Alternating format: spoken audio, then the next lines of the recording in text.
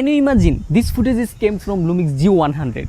Yes, it's correct. Right now I'm using Lumix g100 with 25mm prime lens. It is one of the most hated camera because of wrong marketing. Yes, of course, this is focused on vlogging, but this camera is more than a vlogging camera. I did not find enough good review before buy this. In this video, I will try to clear all of your confusion. So let's get started. If you are new to this channel, please hit the subscribe button. I will be shooting my full A roll with Lumix g100 and Panasonic 25mm prime lens. Let's talk about it. Is this camera really made for only vlogging? No, not really. This is an excellent camera for vlogger, but it is also really good camera for all content creator. I brought this camera for my personal work that you are watching now. If you are looking for a camera to shoot videos for YouTube, TikTok, Facebook, Instagram, or your personal business, so this is one of the best camera for you. Unboxing experience of this camera is really good. You will get a user manual, then camera of course with 12 to 35mm kit lens. I don't have it because I directly brought a prime lens with it.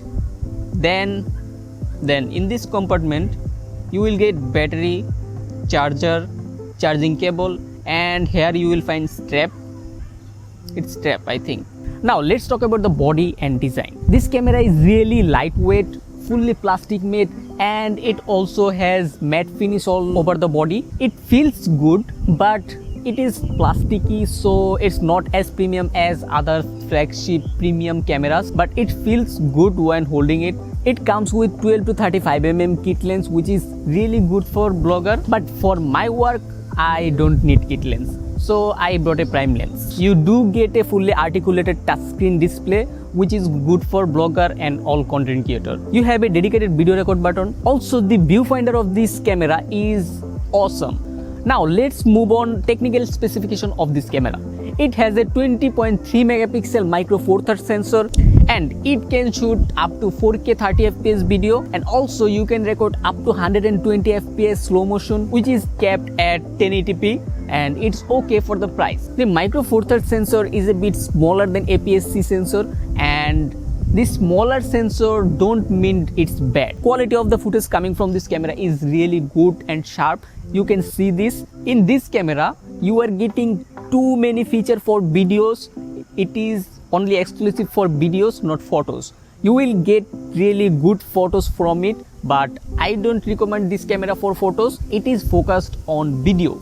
It has a stabilization system which is not sensor shifting stabilization like flagship premium cameras, but the stabilization system of this camera is pretty good. You can see the video with IBS and without IBS. You can see the difference. But one downside of this stabilization is you will get a crop. You are also getting a B-log profile, which is impressive, but it can record video up to 4K at 8-bit color. So 8-bit color is not too flexible like 10-bit, but it's also really good to seeing this camera has B-log, and this 8-bit color is more than enough for beginners. Now before go to all bad thing about this camera and also autofocus system, let's test the sound of this camera. Right now you are listening my sound from internal mic. I set the sound to front so it can capture my sound from front side. I'm using 25mm prime lens. You can listen the sound of it. Now let's talk about the autofocus system of Lumix g100. I think it's a bit overhyped because face detection of this camera is not actually face detection autofocus. It is basically a contrast based autofocus system, which is not great. I don't know it is catching or কি ধরছে আমারে এখনো ধরে নাই অনেক কম ধরছে আচ্ছা ঠিক আছে ওকে let's see if it can hold me. I don't think it can hold me because eye detection is not good. Right now I am using single autofocus, and one thing about this camera is awesome, that is you can focus from smartphone by app. Before I go to bad thing about this camera, let's talk about some good thing of Lumix g100. Number one is you can change lens, and micro four thirds system is quite popular, so you will find really good lens option to use. Another good thing about this camera is you are getting 4K 30 fps without any crop.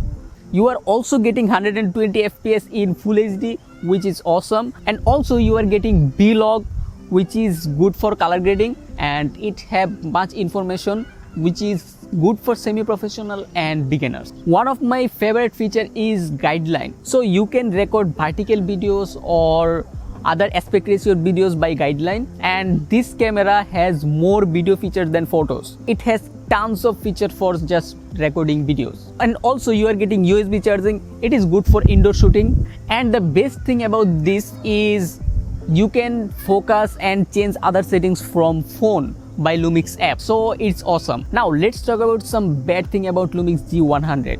Number one is the record limit. This could be a deal breaker for you, but it's true, this camera has record limit. It can record 4K video up to 10 minutes at a time, and also it can record up to 30 minutes in full HD, which is I think really bad in a camera that launched in 2022. The autofocus system of this camera is not really good for videos like this. Yes, it is good for vlogging, but it is not reliable for videos like this. So you have to shoot by phone or you have to shoot by manual focus. Another downside of this camera is this camera don't comes with external charger.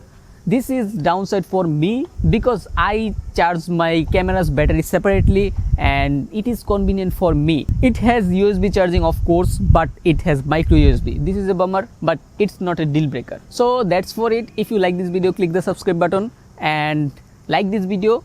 Thanks for watching.